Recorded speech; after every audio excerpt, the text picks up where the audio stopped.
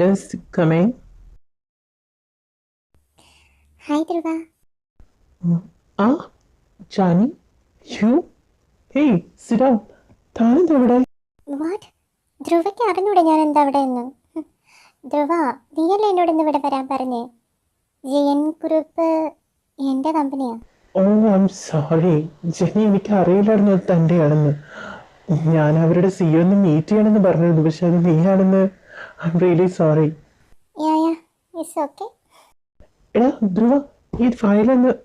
ഏ, oh my god Jenny, what a pleasant surprise. ഹാ, hi Ishan.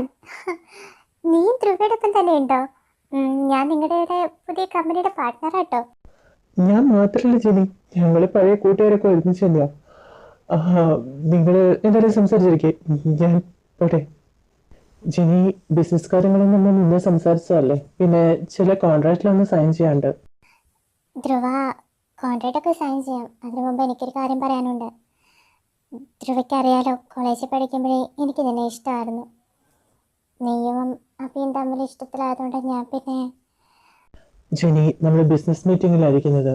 Please, നമുക്ക് ഈ കാര്യങ്ങളൊന്നും സംസാരിക്കാതെ പ്രോജക്റ്റ് സാധനം സംസാരിക്കും. ഈ കമ്പനിയുടെ പാർട്ട്ണർഷിപ്പ് ജാനി, ആ എനിക്ക് അവളെ കമ്മീഷ കണ്ടൂടാ. പറഞ്ഞിട്ട് കാര്യമില്ല, ഇപ്പം നമ്മുടെ കൺമുന്നിൽ തന്നെ വന്നിരിക്കുക അവള്. അവള് പഴയതൊക്കെ ചെകഞ്ഞെടുത്ത് അവൻ്റെ അടുത്ത് ഒട്ടാൻ ശ്രമിക്കുന്നുണ്ട്. കുറച്ചൊക്കെ അവർ പറഞ്ഞ ഒളിൽ നിന്ന് കേട്ട്. അതത്ര നല്ല കാര്യമല്ലല്ലോ. നമുക്ക് അറിയിക്കേണ്ടവരെ ഇതങ്ങ് അറിയിച്ചു കൊടുത്താലോ. അറിയിക്കുന്നതൊക്കെ നന്ന്. അവൻ കുട്ടിയും പറിച്ച് അപ്പം തന്നെ അങ്ങ് പോരും, പിന്നെ നമ്മൾ ഇവരെ അറിയും. ഓ, അതും ശരിയാ. ധ്രുവേങ്ങനെ അറിഞ്ഞ.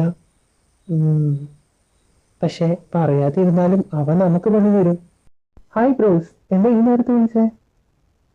ധ്രുവയുടെ ക്യാബിനാണല്ലോ കാണുന്നത്, നിങ്ങളാരും അല്ല, അതേതാ പിള്ളി? ധ്രുവനെതിരെ തുടർന്നേ ആരാണ്? ഓ, ഇതാണല്ലോ അവിടെ പരിപാടി. ഇപ്പൊ വരാൻ. അങ്ങനെ എന്തായാലും ധ്രുവയുടെ കാര്യത്തിൽ ഒരു തീരുമാനമായി. എവിടെയാര്? അവരെവിടെയാണെന്ന്? നീ ഇത്ര പെട്ടെന്ന് വന്നോ? ഇതെന്തുകൊണ്ടും കൊള്ളാടാത്. ഞാനൊരു ഫാഷൻ ഷോയ്ക്ക് വന്നതല്ല. അവരെവിടെയെന്ന് വെച്ച് അവർ ക്യാബിന്റെ തന്നെ ഉണ്ടാകാം. ഇതുവരെയായിട്ട് ഇറങ്ങിയില്ല.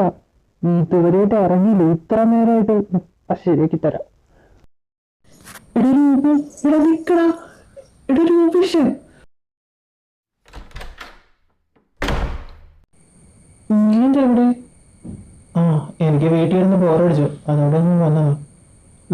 ശരി, എന്നോട് ഇരിക്കേ. അല്ല, ഇതാരാ?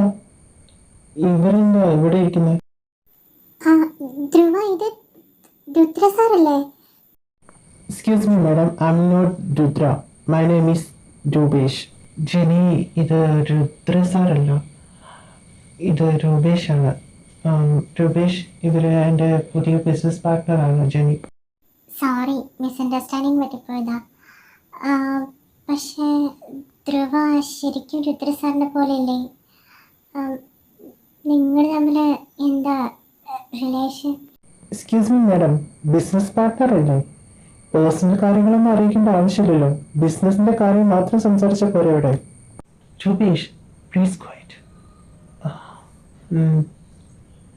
സോറി ജാനി, അങ്ങനെയാ.